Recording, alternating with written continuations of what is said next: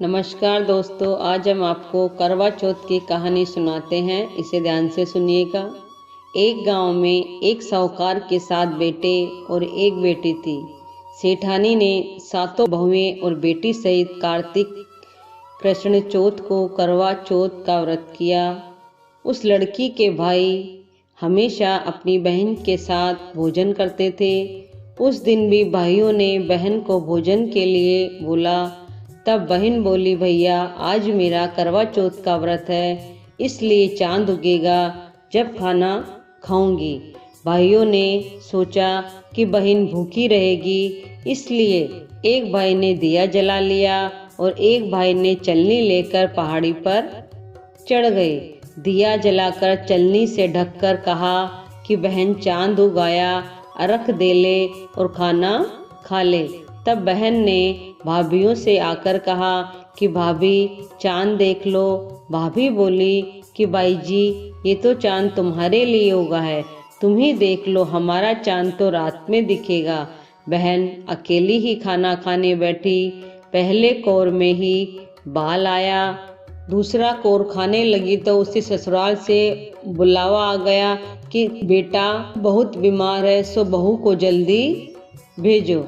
माँ ने जैसे ही कपड़े निकालने के लिए बक्सा खोला, 3 बार ही कभी सफ़ेद, कभी काला, कभी नीले कपड़े ही हाथ में आए।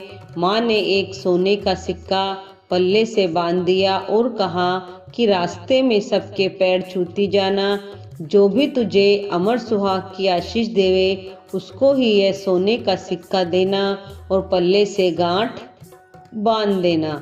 रास्ते में सब औरतें आशीष देती गई, पर किसी ने भी सुहाग की आशीष नहीं दी। ससुराल के दरवाजे पर पहुंचने पर पल्ले में सोती हुई जेठूती झूल रही थी। उसके पैर छूने लगी तो वह बोली कि सीली हो, सपूती हो, 7 पूत की माँ हो।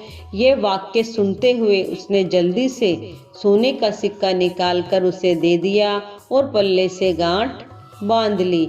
अंदर गई तो पति मरा पड़ा था। बहू ने अपने मरे हुए पति को जलाने के लिए नहीं ले जाने दिया और बोली, मेरे लिए एक अलग से झोपड़ी बनवा दो, और वहीं अपने मरे हुए पति को लेकर रहने लगी।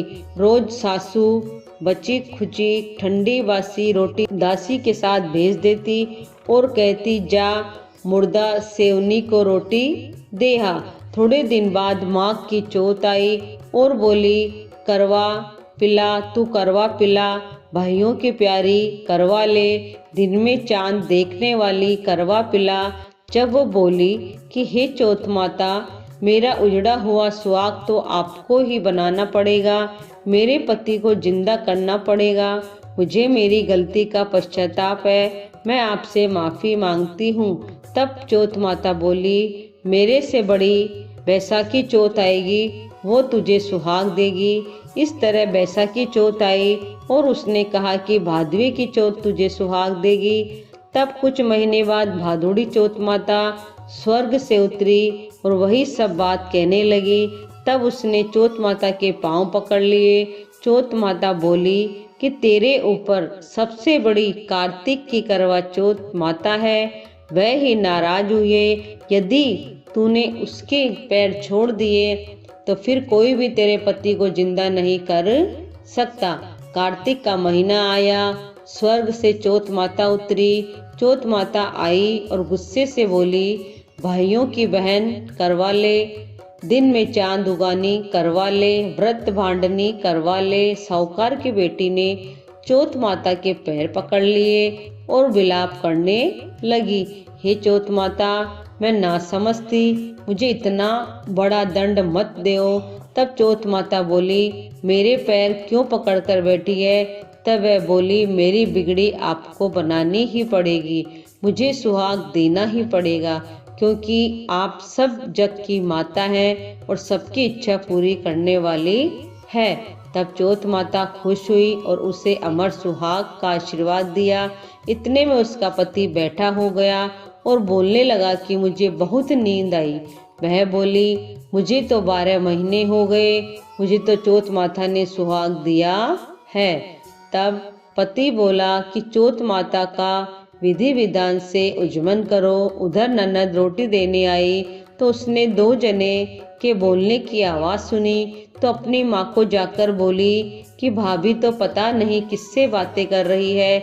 तब सासू ने जाकर देखा कि बहू व बेटा दोनों जीम रहे हैं, वह चौपड़ पासा खेल रहे हैं। देखकर वह बहुत खुश हुई और पूछने लगी, ये कैसे हुआ बहू? वह बोली, सब मुझे मेरी चौथ माता ने दिया है। और सासू जी के पैर छूने लगी और सास ने अमर सुहाग की आशीष दी। दूर खड़े हुए पति पत्नी का गठबंधन जुड़ गया और सब चौथ माता का चमत्कार मानने लगे। चौथ माता का व्रत पुरुष की पत्नी, बेटे की माँ सभी को करना चाहिए। तेरे चौथ करनी चाहिए। हे चौथ माता, जैसा साहूकार की बेटी का सुहाग अमर किया वैसा सभी का करना। कहने वाले, सुनने वाले को, हुकारा बढ़ने वाले को सभी को अमर सुहाग देना। बोलो मंगल करणी दुख हरणी चौथ माता की जय। आपको ये कहानी कैसी लगी इसे लाइक कीजिए और चैनल को सब्सक्राइब कीजिए। जय जय श्री राधे।